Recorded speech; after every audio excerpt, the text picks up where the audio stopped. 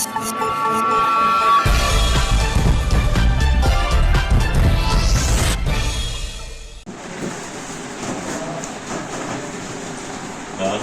ಪಕ್ಷದ ಸದಸ್ಯತ್ವ ಅಭಿಯಾನ ನಡೀತಾ ಇದೆ. ಇಡೀ ರಾಜ್ಯದಲ್ಲಿ, ಇಡೀ ದೇಶದಲ್ಲಿ ನಡೀತಾ ಇದೆ.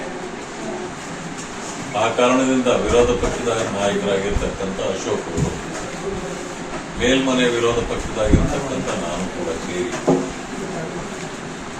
ಇಡೀ ರಾಜ್ಯದಲ್ಲಿ ಪ್ರವಾಸ ಮಾಡ್ತಾ ಇದ್ದೇವೆ ನೋಂದಣಿಗಾಗಿ. ಈಗಾಗಲೇ ನಾವು 5 ದಿನಗಳಾಯಿತು ಬೀದರ್, ಗುಲ್ಬರ್ಗ, ಯಾದಗಿರಿ, ರಾಯಚೂರು ಮುಗಿಸಿದ್ಮೇಲೆ ಇವತ್ತು ದುರ್ದೈವ ವರ್ಷ ನಮ್ಮ ಮಾಜಿ ಶಾಸಕರಾಗಿರ್ತಕ್ಕಂಥ ವೆಂಕಟರೆಡ್ಡಿ ಅವರು ತೀರ್ಕೊಂಡು, ಆ ಕಾರಣದಿಂದ ನಾವು ರಾಯಚೂರಿಂದ ಮತ್ತೆ ವಾಪಸ್ ಬಂದ್ವಿ ಯಾದಗಿರಿ. ಬಂದ ನಂತರ ಆ ಕಡೆಯಿಂದ ಈ ಕಡೆ ವಾಪಸ್ ಹೀಗೆ ಹೋಗೋಣ ಅನ್ನೋ ಕಾರಣದಿಂದ ಈ ಕಡೆ ಬಂದೆ. ಸಂತೋಷ ಆಯಿತು. ನಮ್ಮ ಮುಖಂಡರುಗಳೆಲ್ಲರೂ ಸೇರಿ ನಿಮ್ಮ ಜೊತೆಯಲ್ಲಿ 1-2 ನಿಮಿಷ ಮಾತಾಡಿ ಹೋಗೋಣ ಅಂತೇಳಿ ಇಲ್ಲಿ ಬಹಳ ಸಂತೋಷ. ಇವತ್ತಿನ ಪರಿಸ್ಥಿತಿ ರಾಜ್ಯದಲ್ಲಿ ಬಹಳ ಪರಿಸ್ಥಿತಿ ಆಗಿದೆ. ಕಾಂಗ್ರೆಸ್ ಸರ್ಕಾರ ಯಾವುದೇ ಅಭಿವೃದ್ಧಿ ಕಾರ್ಯಗಳಲ್ಲಿ ಅದು ತೊಡಗಿಲ್ಲ. ಟೋಟಲಿ ಭ್ರಷ್ಟಾಚಾರದಲ್ಲಿ ಮುಳುಗಿದೆ. ಇವತ್ತೇ ಪತ್ರಿಕೆಯಲ್ಲಿದೆ, ಒಂದೇ ವಾರದಲ್ಲಿ 16 ಜನ ರೈತರು ಆತ್ಮಹತ್ಯೆ ಮಾಡ್ಕೊಂಡಿದ್ದಾರೆ. ದಲಿತರ ಮೇಲೆ ಎಲ್ಲಿ ನೋಡಿದ್ರು ದೌರ್ಜನ್ಯಗಳು ನಡೀತಾರೆ. ನಿನ್ನೆ ತಾನೇ ನಾನು ಸುರ್ಪುರ ಕ್ಷೇತ್ರದಲ್ಲಿ ಒಂದು ಗ್ರಾಮಕ್ಕೆ ಹೋಗಿದ್ದೆ. ಅಲ್ಲಿ ಒಂದು ದಲಿತ ಹೆಣ್ಮಗಳು, ಬರೀ 12 ವರ್ಷದ ಕೂಸು, ಆಕೆ ಗರ್ಭಿಣಿಯಾಗಿದ್ದಾರೆ.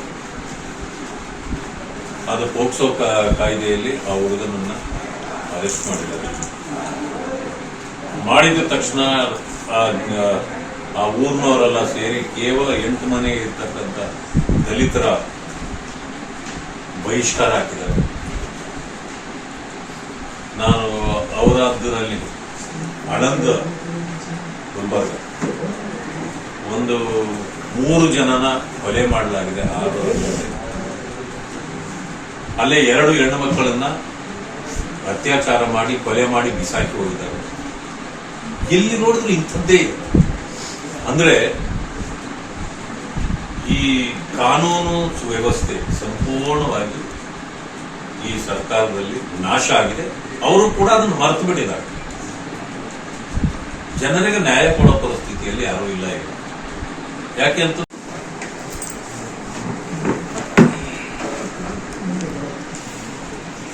ವ್ಯವಸ್ಥೆ ಏನಿರುತ್ತೆ ಅದು ಪೂರಕ ವಿಚಾರವನ್ನು ಸರ್ಕಾರಕ್ಕೆ ಕೊಡಬೇಕು.